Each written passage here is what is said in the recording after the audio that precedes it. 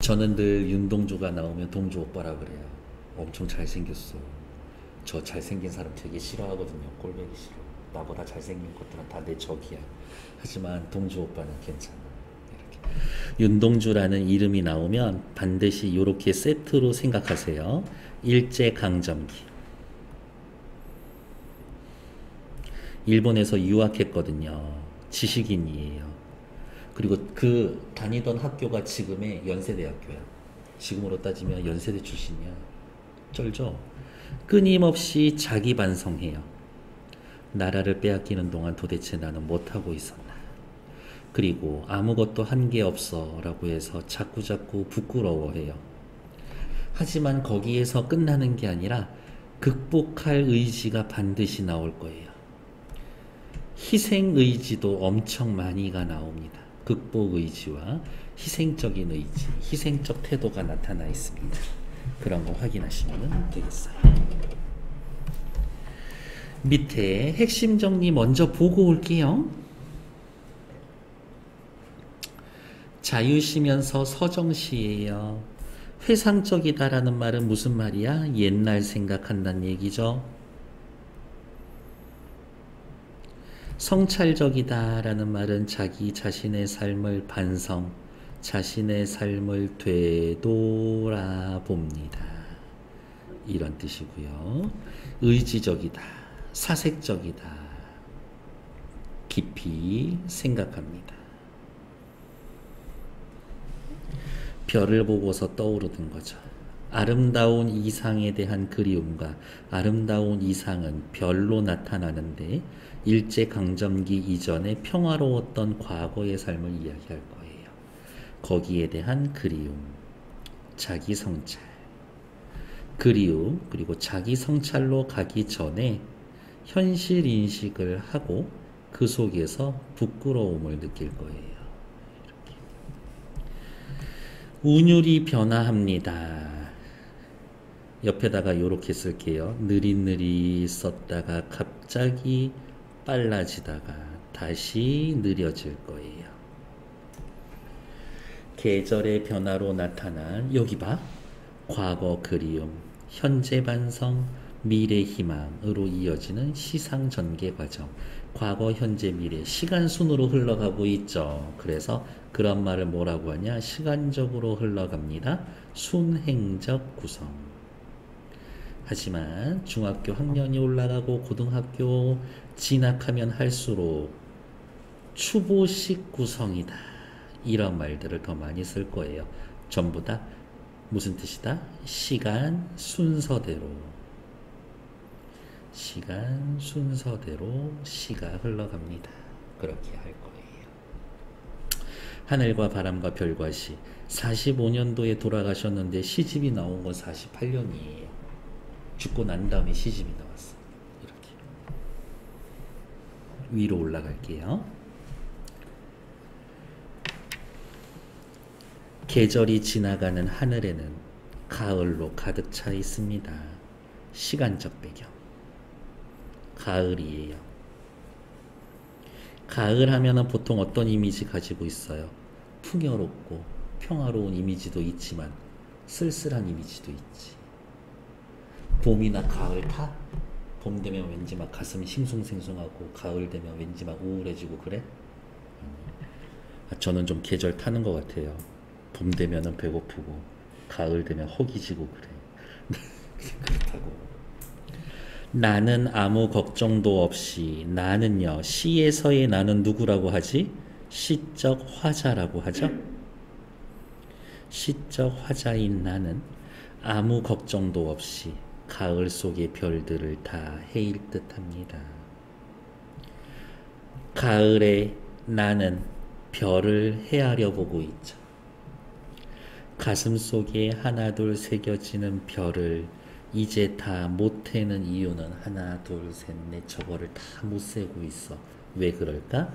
쉽게 아침이 오기 때문이죠. 괜찮아요. 내일 밤이 아직 남아 있으니까요. 괜찮아요. 아직 나의 청춘이 끝나지 않았기 때문입니다. 나는 아직 할 일이 있어요. 별을 헤아릴 겁니다.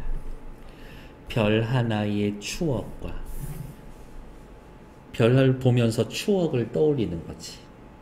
별을 보면서 사랑도 떠올리고 쓸쓸함도 떠올리고 동경 떠올리고 시와 별 하나의 어머니까지 떠올리고 있는 거죠. 문장 구조가 엄청 비슷하게 생겼죠? 대구법. 대구법이라는 것 자체가 무슨 뜻이에요? 비슷한 문장이 반복이 됩니다. 문장 구조의 반복.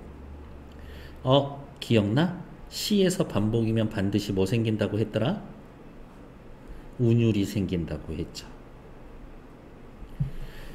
추억, 사랑, 쓸쓸함, 동경, 시, 어머니라고 하면서 반복하기도 하고 이거 열거가 쓰여져 있기도 하죠.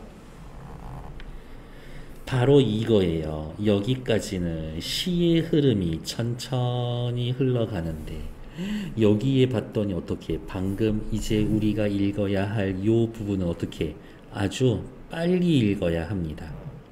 약간은 수다스러운 어조예요. 호흡이 빨라집니다. 어머니에 이르러서 어머니 나는 별 하나의 아름다운 말 한마디씩 불러봅니다. 미리 체크할게요. 요렇게 그 다음 어머니 다른 색깔 어머님 나는 별 하나의 아름다운 말 하나씩을 불러봅니다. 소학교 때 책상을 같이 했던 아이들의 이름과 태, 경, 옥 이런 이국 소녀들의 이름과 벌써 어머니가 된 계집애들의 이름과 가난한 사람들의 이름과 비둘기, 강아지, 토끼, 노새, 노르, 프랑시스 잼, 라이너 마리아 릴케 이런 시인들의 이름을 불러봅니다. 조금 차이가 있지 않아요? 요렇게 주황색으로 해놓은 애들은 어때? 눈에 보이는 것들인가? 눈에 보이는 애들이 아니죠. 추상적이야. 눈에 보이지 않아. 하지만 여기에 해놓은 이름이라고 했지만 누구누구 아이들의 이름, 소녀들, 그리고 계집애들, 이웃사람들, 비둘기, 강아지, 토끼, 노새, 노루, 프랑시스 잼, 라이너 마리아 릴케 이런 시인들, 얘네들 초록색으로 해놓은 것들은 눈에 보이는 거죠. 구체적이에요. 추상적인 걸 떠올릴 때에는 시가 천천히 흘러갔었고 구체적인 이야기를 할 때에는 시가 아주 빠르게 읽어야 하는 호흡이 빨라지는구나. 그 정도의 차이점을 찾아낼 수 있으면 너무 좋은 거지. 이들은 너무 멀리 있습니다. 그리움의 대상과 이들 누구예요? 그리움의 대상이지. 그리움의 대상과 나는 멀리 떨어져 있습니다. 현재 그들과 이별한 상황이에요. 별이 아스라이 멀듯이. 어머니, 그리고 당신은 북간도에 계십니다. 어머니하고도 멀리 떨어져 있죠. 나는 무엇인지 그리워. 이 많은 별빛이 내린 언덕 위에 놓칠 뻔했네. 그리고 이제 다시 여기가 끝난 다음에 시의 흐름이 다시 천천히 흘러가고 있죠. 나는 무엇인지 그리워. 이 많은 별빛이 내린 언덕 위에 내 이름을 써보고 흙으로 덮어버렸습니다. 따는 밤을 새워 우는 벌레는 부끄러운 이름을 슬퍼하는 까닭입니다. 내가 내 써놓은 이름을 흙으로 덮어버린 이유는 내 삶을 성찰해 봤더니 거기에서 부끄러움을 느끼고 그리고 거기에서 다시 슬픔을 느꼈기 때문인 거지.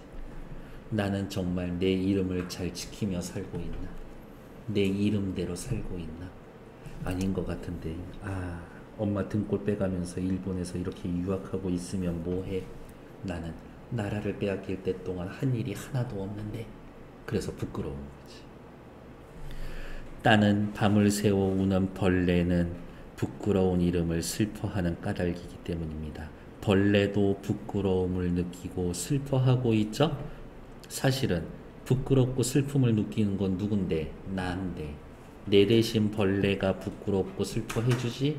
내 감정이랑 완전 똑같네? 이름 붙여줄까요? 뭐라고? 감정이입이라고 이름 붙여줍시다. 내 대신 슬퍼해줍니다. 어머, 아까 한용운 선생님 시에서 그러나 하고서 우리 옆에 뭐라고 썼더라? 서로 이렇게 반대 화살표 해놓고 시상이 전환됩니다 라고 그랬죠. 시상이 전환됩니다. 그러나 겨울이 지나고 나의 별에도 봄이 오면 일제강점기라서요. 겨울을 일제시대라고 이야기할 거예요. 봄은요. 독립하는 그런 날이 오겠지. 그러나 나의 별에도 봄이 오면 무덤 위에 파란 잔디가 피어나듯이 내 이름이 묻힌 언덕 위에도 자랑처럼 풀이 무성할 겁니다. 지만 내 무덤 이름이 묻힌 언덕 위에 자랑처럼 풀이 무성하게 할 거예요.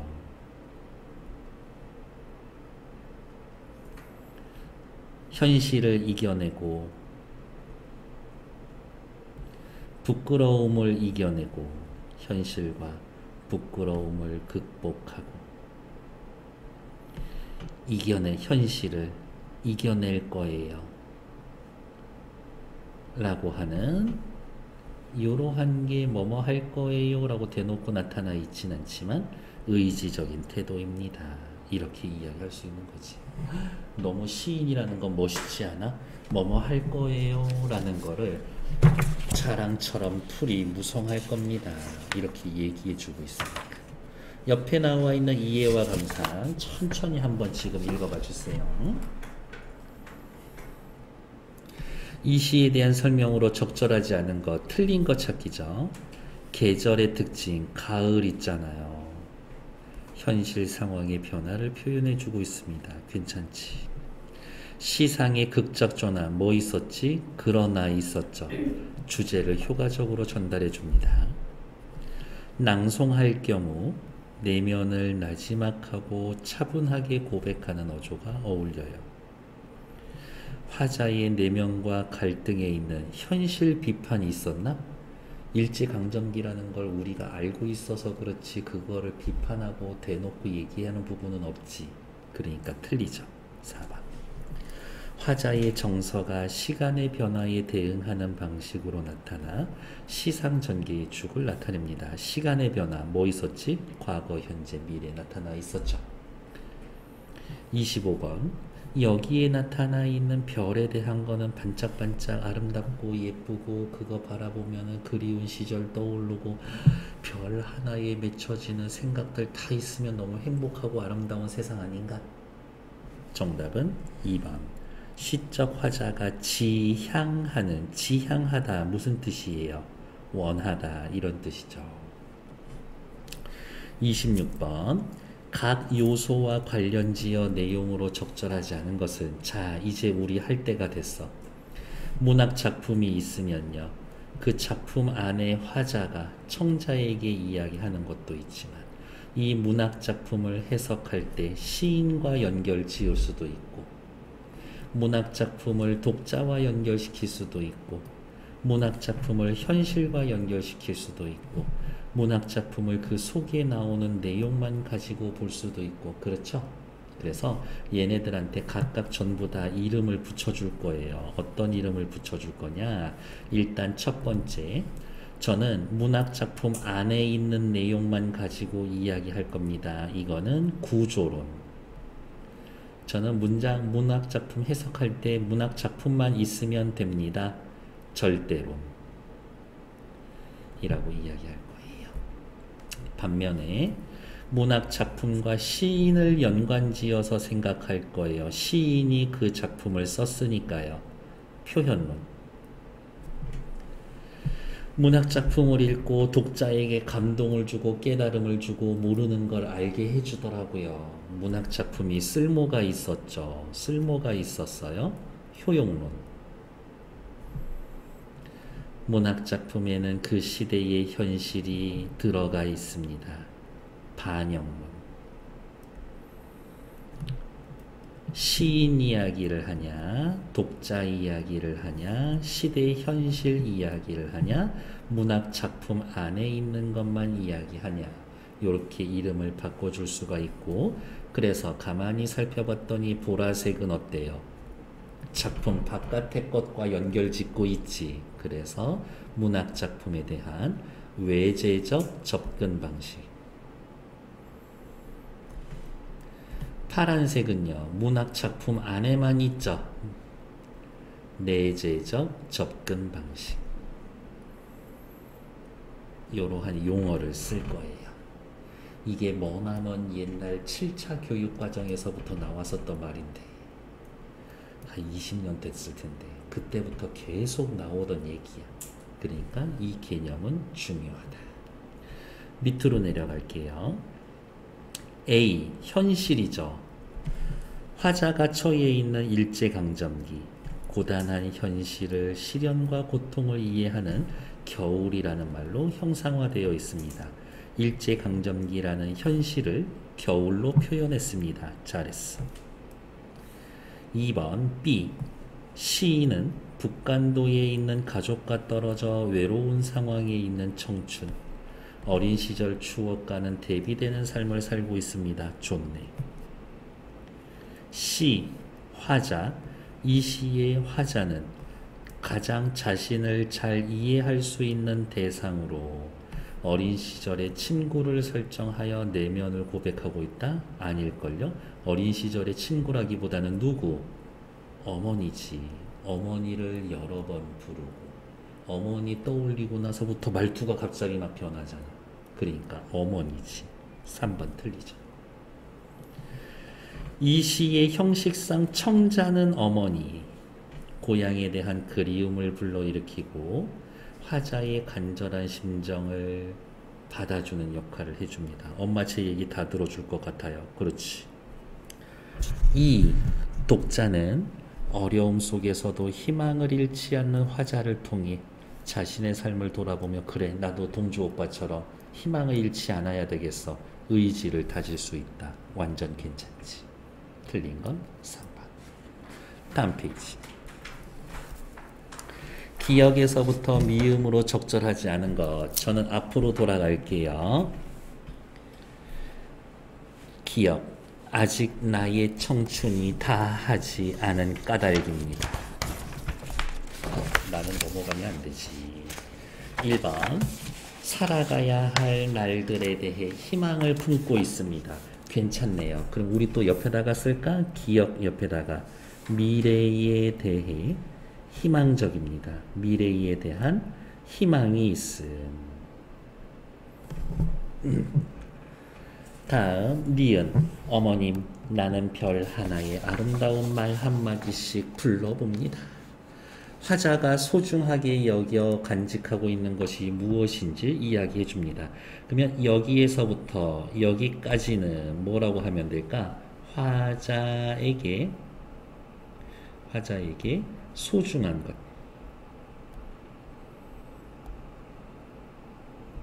니은 괜찮네. 3번 디귿. 이네들은 너무나 멀리 있습니다. 도치와 비유를 통해 추억과 거리가 있음을 나타내 줍니다. 별이 아스라이 멀듯이 이들은 너무나 멀리 있습니다. 여기까지 밑줄 그어줘 있어야 되는데 그러면 순서가 바뀌어 있죠. 도치.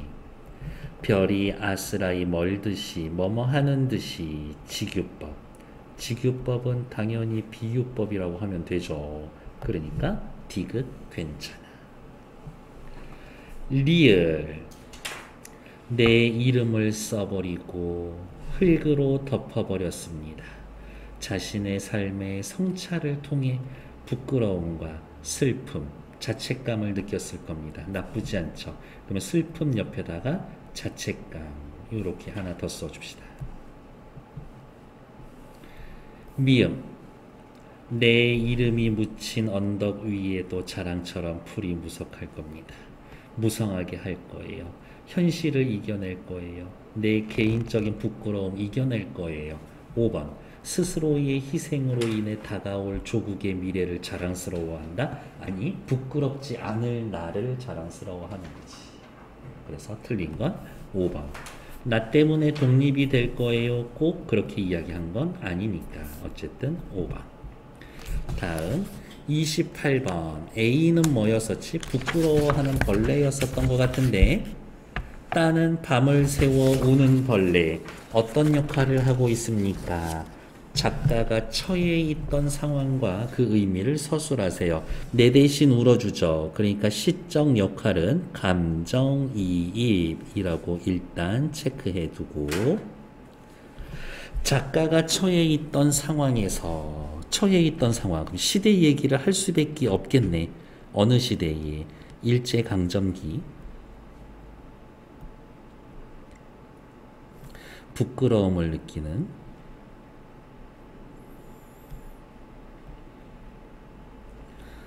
젊은 지식인의 모습을 보여줍니다. 부끄러움을 느낀다는 건 굉장히 중요한 감정인 것 같아요. 인간의 기본적인 감정이고, 야 너는 부끄러운 줄도 모르냐? 이건 완전 인간 말종인 거지. 부끄러움을 느끼고. 근데 동주 오빠는 부끄러움을 느끼는 거에서 끝나는 게 아니라 그것을 이겨내라는 극복 의지까지 있으니까 얼마나 대단하니. 오케이.